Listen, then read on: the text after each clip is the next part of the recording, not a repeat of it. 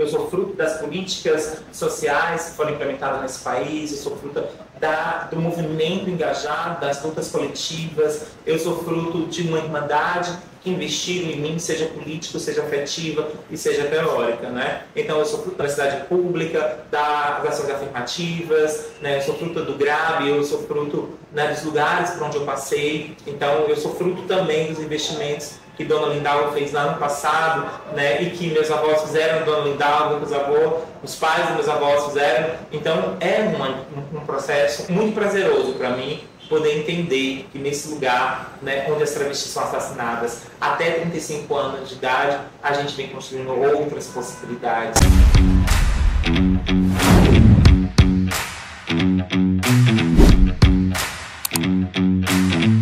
Eu sou Dediane Souza, sou uma travesti preta, sertaneja, nordestina, jornalista, antropóloga, mãe de gato, sou canceriana, adoro ficar em casa, mas também gosto de uma farrinha, gosto de amizade, gosto de livro, gosto de casa, gosto de tecnologia, gosto de prata.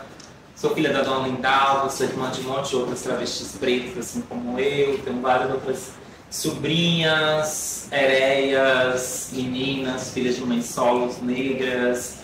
Tenho um monte de irmãos pelo meio do mundo, sou ativista, uma monte de outras coisas. A minha infância, eu costumo dizer que a minha infância se aproxima de muitas outras infâncias de quem nasceu, né, no sertão do Ceará. Né? Eu sou do sertão do Ceará, tive uma infância com muitos perrengues financeiros, acabo sendo filha de mãe solo, mas também de muitas mulheres, né? Eu venho de uma casa com muitas mulheres muito danadas, né? Numa perspectiva de busca de sua subsistência, de seus filhos. Então, também tive uma infância muito animada, muito alegre, com muita gente. De banhar de rio, de tomar banho de açude, de brincar de vila, de brincar de casinha, de ser professora, de fazer uma monte de outras coisas. Tive o direito de brincar, tive também contato com algumas responsabilidades também muito cedo, mas isso não me tirou a ternura de uma infância bem vivida. A minha mãe, ela sempre foi uma pessoa muito próxima, né? na medida que ela ia interagindo com o mundo, ela ia apresentando possibilidades de mundo para a gente, né?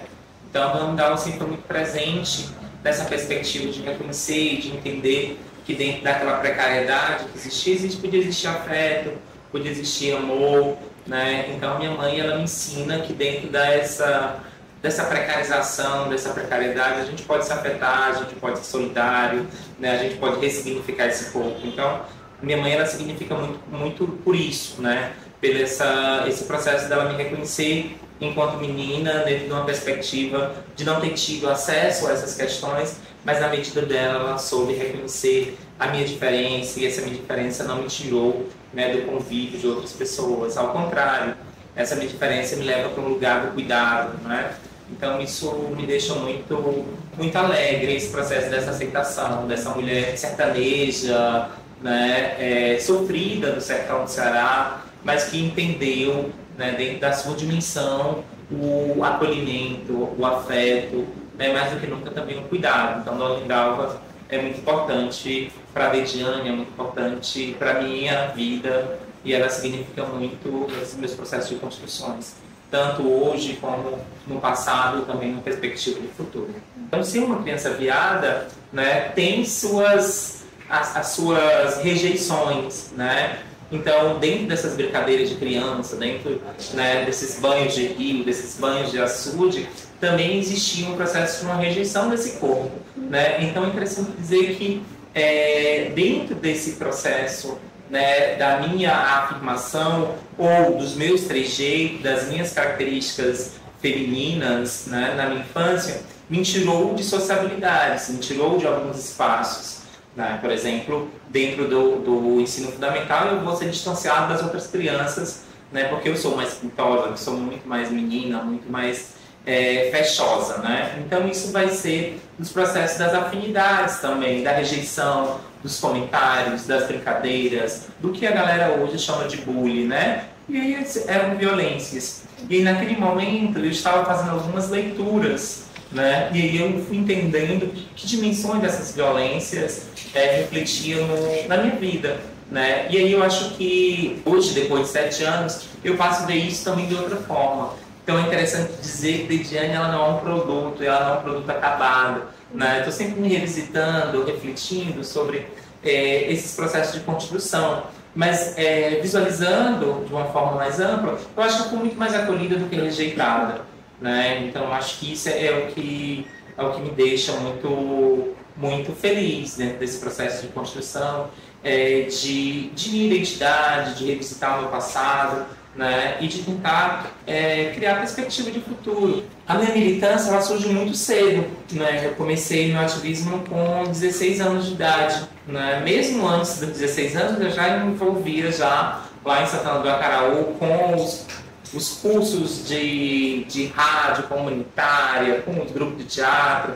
Eu sempre tive essa coisa de liderança, né? Sempre gostei da muvuca, de estar em movimento. Então, por esses lugares que eu fui passando, eu fui construindo algo que eu chamo de irmandade, né? Então, eu fui construindo aí um conjunto de referências e um conjunto de parentesco para afinidade, né? Então, é uma família enorme, né? Por onde eu passei, essa família foi se ampliando, né? Então, eu acabo tendo esse processo de referência de família para além da minha família sanguínea, né? Entendendo dessas importâncias, da importância da minha família sanguínea, né? Onde nossas relações as relações de irmão, porque a gente tem o pai e a mãe, a gente tem os laços sanguíneos, a gente tem memórias de uma infância, mas eu tenho memórias do ativismo que me liga com diversas outras pessoas que encontraram o ativismo possibilidade, né, de luta, possibilidade de ressignificar e de construir resistência. Então, a base dessa irmandade é o ativismo. E aí são esses lugares. Juventude Negra Calunga, eu vou construir uma irmandade.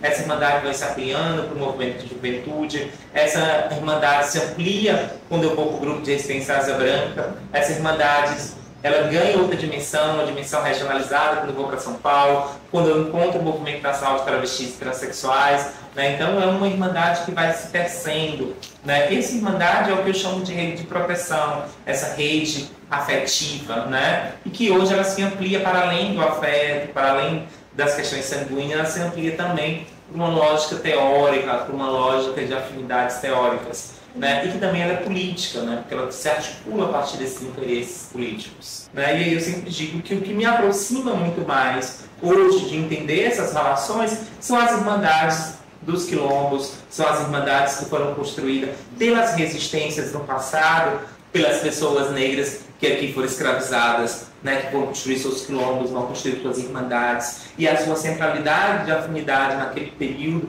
né, era esse processo de ter sido escravizado, ter sido traficado. A minha dimensão que me aproxima às minhas irmãs na contemporaneidade são as nossas relações afetivas, esse lugar da resistência, são os marcadores sociais, a diferença ou a intersexualidade, como quiserem, né, de raça, de classe, né, de gênero, de identidade de gênero. É dessas dimensões que eu vou ser construída. Então, eu sempre dizia, eu sou um jovem gay com tendência à travestilidade, uma tendência, uma perspectiva de não reconhecer ainda naquele momento, né? Se a gente fosse ver hoje, né, eu seria lida, não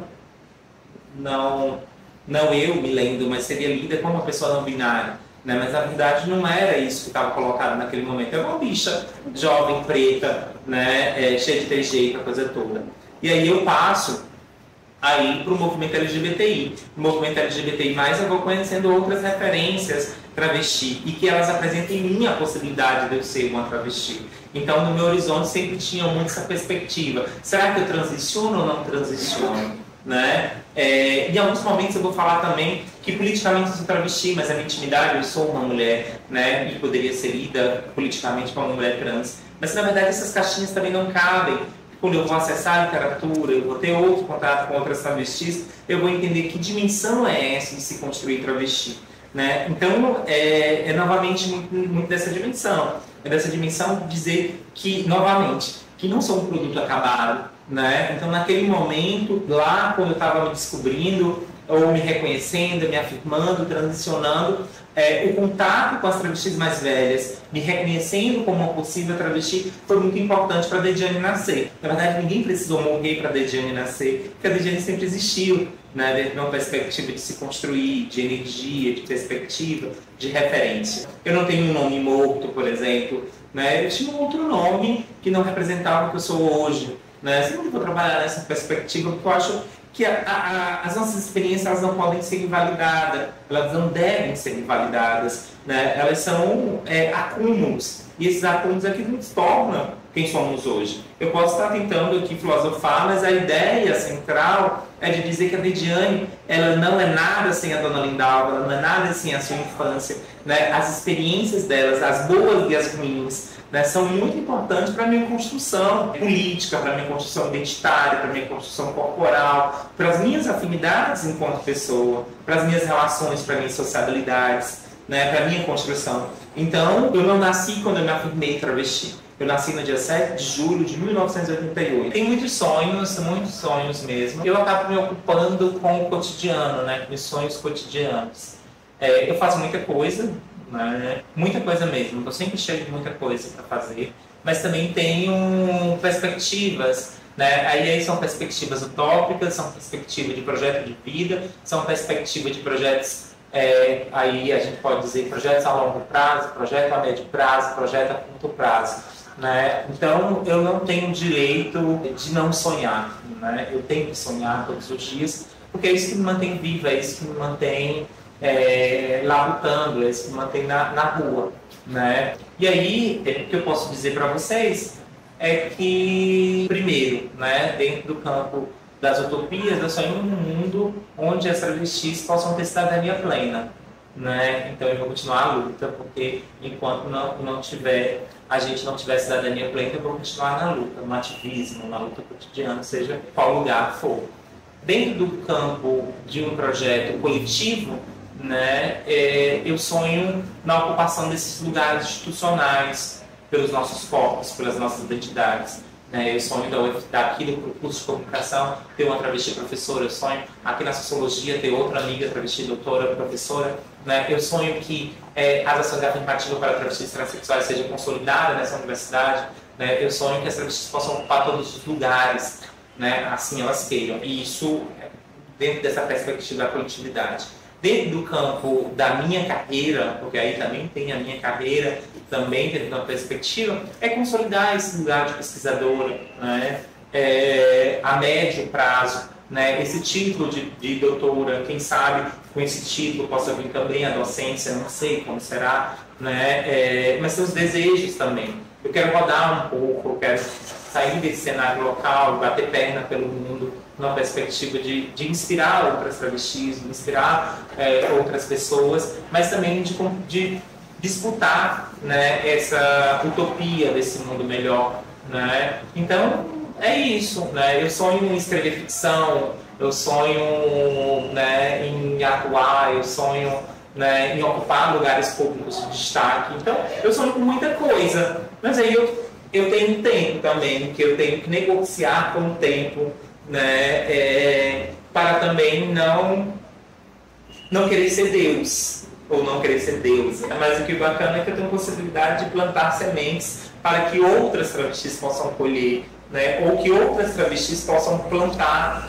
outras sementes e eu colher, né, como foi no passado. Eu sempre digo que eu sou muito fruto dos investimentos políticos de vida que foram investidos por outros travestis, como Tina Rodrigues, Janaína Dutra, Keila Simpson, Kátia Tapeti, Giovanna Baby, dezenas de outras travestis, centenas de outras travestis investiram em outro tempo, em outro espaço. Mas eu também sou fruto da ancestralidade da minha família consanguínea, do meu avô, que plantou lá no passado.